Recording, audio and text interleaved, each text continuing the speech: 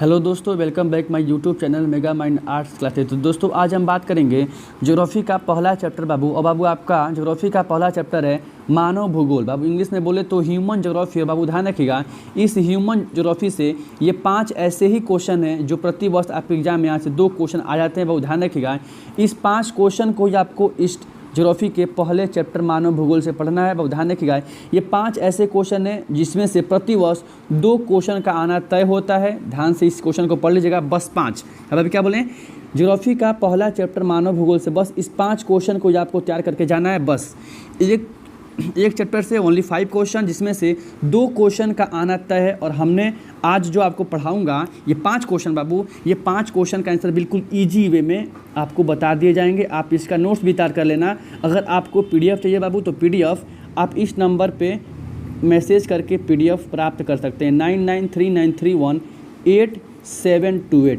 आप इस व्हाट्सएप पे मैसेज करिएगा, आपको पीडीएफ उपलब्ध करा दिए जाएंगे। तो बाबू देखते हैं इसमें पहला क्वेश्चन क्या कर रहा है। पहला क्वेश्चन, और देखिए आपको क्वेश्चन को ऐसे सॉल्व करना है, ठीक है, ध्यान रखिएगा। कर रहे हैं मानव भूगोल से आप क्या समझते हैं, ह्यूमन ज्योग्राफी से आप क्या समझते हैं, अथवा मानव भूगोल को परिभाषित करें। और ध्यान रखिएगा, ये क्वेश्चन 2018 का मेन पेपर में पूछा हुआ था कि मानव भूगोल को परिभाषित करें अथवा मानव भूगोल से आप क्या समझते हैं। तो देख लीजिए, कर रहे हैं, देखिए बाबू, पहला करे मानव, दूसरा करे भूगोल। मतलब इसमें कहीं ना कहीं मानव में भूगोल शामिल होगा। अर्थात मानव भूगोल मानव और भौतिक वातावरण के बीच परस्पर संबंधों का एक अध्ययन है। देख लीजिए, अगर हम एक भौतिक वातावरण, जल, मृदा, ठीक है, वायु, जलवायु, अगर इन सभी का अध्ययन करते हैं तो वहाँ मानव का बाबू होना तय है। क्योंकि बाबू ध्यान रखिएगा, भौतिक वातावरण का पूरा प्रभाव, वातावरण का पूरा प्रभाव मानव के ऊपर पड़ता है। और इसके बीच के संबंधों का हम जो अध्ययन करते हैं वो आपको मानव भूगोल कहलाता है। अर्थात यहाँ हमने जो परिभाषा लिखा है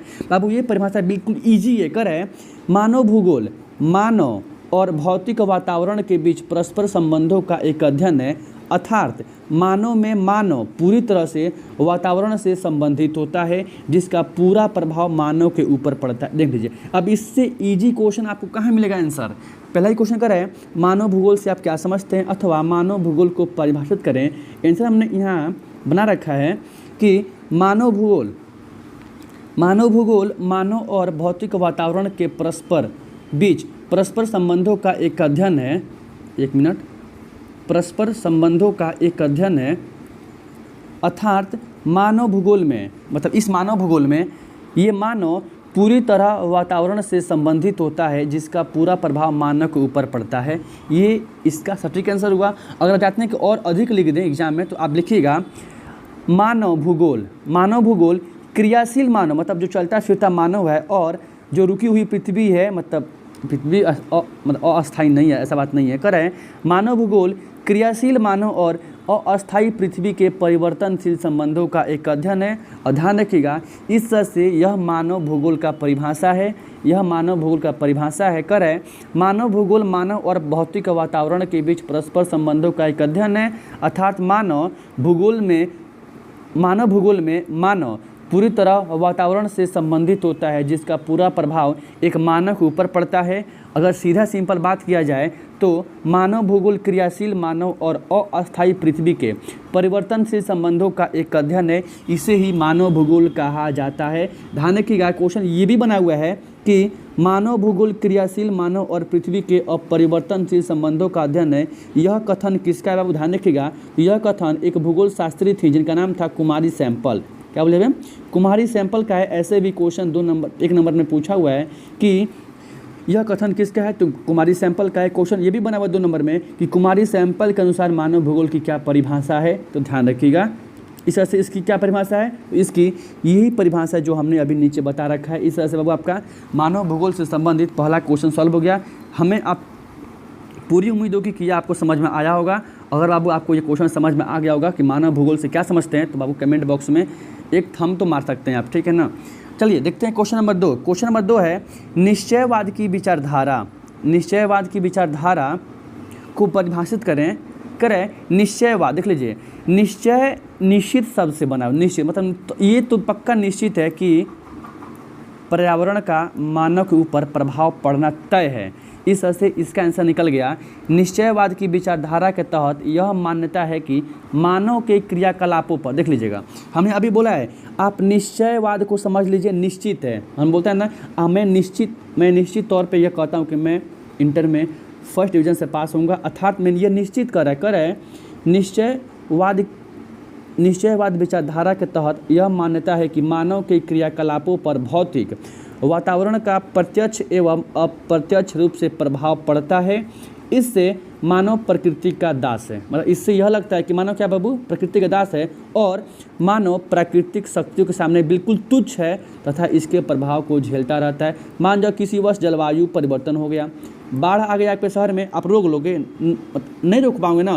केवल हम मानव केवल प्रकृति के, ठीक है, विनाशकारी प्रलय को, उसके वातावरण के प्रभाव को झेलते रहते हैं। यही निश्चयवाद है जिसमें कहा गया है, ये साफ तौर पे निश्चित है कि मानवीय क्रियाकलापों पर भौतिक वातावरण का प्रत्यक्ष एवं अप्रत्यक्ष रूप से प्रभाव पड़ता है। इसे ही निश्चयवाद कहा जाता है। ध्यान रखिएगा, यही है निश्चयवाद की विचारधारा। इसमें यह साफ तौर पे कह दिया गया है कि मानव के क्रियाकलापों पर भौतिक वातावरण का प्रत्यक्ष एवं अप्रत्यक्ष रूप से क्या पड़ता है, तो प्रभाव पड़ता है। ये आप ध्यान रखिएगा। कोई दिक्कत नहीं है, आगे बढ़ते हैं। ये बाबू इस तरह से क्वेश्चन नंबर 2 है, ठीक। क्वेश्चन नंबर 2 का आपका आंसर मिल गया, निश्चयवाद की विचारधारा क्या है। बढ़ते हैं क्वेश्चन नंबर 3 की ओर। क्वेश्चन नंबर 3 का है, संभववाद को परिभाषित करें। क्या बोले? संभववाद अर्थात संभावनावाद। इसको बाबू संभावनावाद के भी नाम से जाना जाता है, ये ध्यान रखिएगा। इस साल क्वेश्चन पूछा हुआ था कि संभववाद को किसने परिभाषित किया, तो लुसियन फैब्रे ने परिभाषित किया, जो हमने अभी इसमें मेंशन कर दिया। कर है संभववाद की विचारधारा क्या या संभववाद क्या कर है। इस विचारधारा को फ्रांस के विद्वान लुसियन फैब्रे के द्वारा दिया गया था, जिसके अनुसार मानव प्रकृति के प्रत्येक संसाधन को चुनने के लिए क्या है, स्वतंत्र है, क्योंकि मनुष्य ही इन संसाधनों का स्वामी है। अर्थात मानव के लिए कहीं भी लिमिटेशन नहीं है, अनिवार्यता नहीं है। उसके लिए बाबू सभी जगह क्या है, संभावनाएं हैं, क्योंकि किसी भी देश की सबसे बड़ी संसाधन उस देश के नागरिक होते हैं। मेरे कहने का ये अर्थ है कि मतलब वर्तमान के परिप्रेक्ष्य को देखते हुए हमारे देश नहीं, पूरे विश्व में जितने भी संसाधन हैं उसका स्वामी कौन है, हम हैं, हम मानव हैं। और हमारे लिए बाबू, हमारे लिए सभी जगह क्या है, संभावनाएं हैं। क्या बोले हमारे लिए सब जगह क्या है, संभावनाएं हैं। और हम प्रत्येक संसाधन को चुनने के लिए क्या है, स्वतंत्र हैं, क्योंकि मनुष्य इन संसाधनों का क्या है, स्वामी है। इस तरह से यहाँ से क्वेश्चन एक पूछा हुआ है ऑब्जेक्टिव, लुसियन फैब्रे किस देश से संबंधित हैं, तो फ्रांस से संबंधित है। और ये क्वेश्चन 2022 के 12th ज्योग्राफी में पूछा गया था। अब ये क्वेश्चन नहीं आएगा, अब क्वेश्चन आ सकता है संभववाद की विचारधारा किसने दिया था, तो लुसियन फैब्रे ने दिया था, ठीक है। कहाँ के निवासी थे, तो फ्रांस के निवासी थे। और इस विचारधारा का क्या अर्थ है, तो बोलना है सिंपल से शब्द में, इस विचारधारा को लुसियन फैब्रे ने दिया था, जो फ्रांस के विद्वान थे। इनका कहना था कि मानव प्रकृति के प्रत्येक तत्व को, प्रत्येक संसाधन को चुनने के लिए बाबू क्या है, स्वतंत्र है, उसको बाध्य नहीं किया गया है, क्योंकि मनुष्य इन संसाधनों का बाबू क्या है, स्वामी है। और मनुष्य के लिए कहीं भी अनिवार्यता नहीं है, सभी जगह संभावनाएं, अपार संभावनाएं हैं, इसलिए इसे संभावनावाद या संभववाद का नाम दिया गया। इस तरह से यहाँ से 2-3 क्वेश्चन आपका क्लियर हो गया। पहला क्वेश्चन ही पूछता है लुसियन फैब्रे किस देश से संबंधित हैं, तो फ्रांस से संबंधित हैं। संभववाद की विचारधारा किसने दिया था, तो लुसियन फैब्रे ने दिया था। और क्वेश्चन नंबर 2 पूछता है संभववाद की विचारधारा क्या है। इस तरह से आपका क्वेश्चन हो गया, संभववाद की विचारधारा क्या है। पढ़ते हैं क्वेश्चन नंबर 3। क्वेश्चन नंबर 3 का है, नवनियतिवाद से क्या अभिप्राय है, अथवा नवनिश्चयवाद से आप क्या समझते हैं। देख लीजिए, हमने अभी जो पढ़ा था ना, संभववाद और निश्चयवाद, इन दोनों के बीच के विचारधारा को नवनिश्चयवाद की विचारधारा क्या कहा गया है। और बाबू नवनिश्चयवाद की ये जो विचारधारा हम 3 नंबर में पढ़ रहे हैं, मतलब 4 नंबर में पढ़ रहे हैं, ठीक है। ये नवनिश्चयवाद की विचारधारा अमेरिका के एक वैज्ञानिक होते हैं जिनका नाम होता है ग्रिफिथ टेलर। क्या बोले, ग्रिफिथ टेलर के द्वारा दिया गया था। बाकी हम आगे पढ़ते हैं इन्होंने क्या कहा इस विचारधारा के संबंध में। तो बाबू आपका क्वेश्चन एक बार फिर हम पढ़ देते हैं, नवनियतिवाद या नवनिश्चयवाद की विचारधारा क्या है। पढ़ते हैं क्वेश्चन नंबर अगला का आंसर। क्वेश्चन कर रहा है, इस विचारधारा को देख लीजिए, हमने अभी पढ़ाया भी है, ऑब्जेक्टिव भी बना हुआ है। कह रहा है इस विचारधारा को अमेरिका के वैज्ञानिक अमेरिका के भूगोल शास्त्री ग्रिफिथ टेलर के द्वारा दिया गया था, जिसे रुको और जाओ मतलब स्टॉप एंड गो डिटर्मिनेशन जाओ का नियतिवाद भी कहा जाता है, क्योंकि यह विचारधारा निश्चयवाद और संभववाद के बीच की विचारधारा है। इस विचारधारा के तहत कहा गया है कि मनुष्य बाबू ना तो प्रकृति का दास है और ना ही उसका स्वामी है, क्योंकि मानव के कार्य को करने की क्षमता असीमित है। मतलब मानव की जो कार्य करने की जो व्यापक क्षेत्र है ना बाबू, वो क्षेत्र सीमित नहीं है, लिमिटेशन उसमें नहीं लगा हुआ है, वो असीमित है। इसे ही बाबू नौ निश्चयवाद का विचारधारा कहा जाता है। क्वेश्चन पूछा हुआ ऑब्जेक्टिव कि रुको और जाओ, क्या बोले करे रुको और जाओ की निश्चयवाद की विचारधारा किसने दिया था? तो ग्रिफिथ टेलर ने दिया था। अब ये कहाँ के थे? तो अमेरिका के थे। क्वेश्चन पूछा हुआ है नौ निश्चयवाद की विचारधारा किसने दिया था? क्या पूछा हुआ है? नौ निश्चयवाद की विचारधारा किसने दिया था? तो ग्रिफिथ टेलर ने दिया था। ये आप बात ध्यान में रखिएगा। इस तरह से जो क्वेश्चन हमने अभी पढ़ा था नौ निश्चयवाद की विचारधारा क्या है, उसका आंसर हो जाएगा क्या? उसका आंसर होगा कि इस विचारधारा के तहत मनुष्य कहा गया है कि मनुष्य ना तो प्रकृति का दास है और ना ही उसका स्वामी है, क्योंकि मानव के कार्य करने की बाबू क्षमता क्या है? बिल्कुल असीमित है। और बाबू इस सिद्धांत को अमेरिका के वैज्ञानिक ग्रिफिथ टेलर के द्वारा दिया गया था। और बाबू इस सिद्धांत को रुको और जाओ का सिद्धांत भी कहा जाता है, क्योंकि ये जो बाबू सिद्धांत दिया गया था ना, ये सिद्धांत ऊपर हमने जो पढ़ा था ना निश्चयवाद और संभववाद, इन दोनों के बीच की विचारधारा का सिद्धांत है, इसलिए इसे रुको और जाओ का सिद्धांत भी कहा जाता है। ये आप ध्यान रखिएगा।